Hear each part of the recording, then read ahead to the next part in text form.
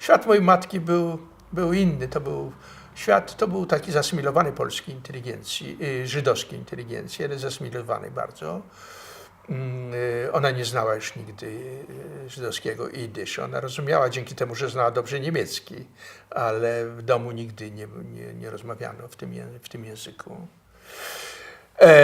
I to była równocześnie, o ile ojca była rodzina uboga, taka rzemieślnicza, gdzieś jego ojciec gdzieś tam wodę sodową produkował i sprzedawał, prawda? O tyle matki, rodzina to była właścicieli ziemskich. Oni mieli dworek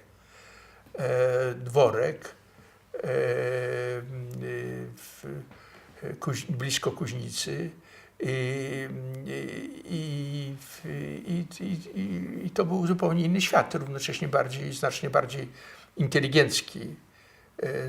inteligencki świat, kulturowo spolonizowany, chociaż tam święta żydowskie jeszcze były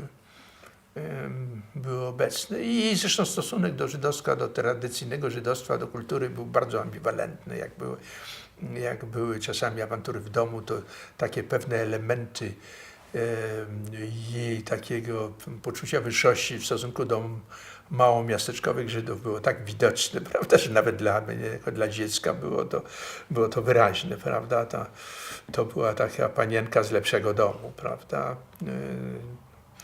Chociaż nie było w niej żadnego snobizmu, tylko to była taka forma agresywnej odpowiedzi na agresję ewentualną, prawda? Ale była komunistką też bardzo młodą, w MOPR-u, później komunistka.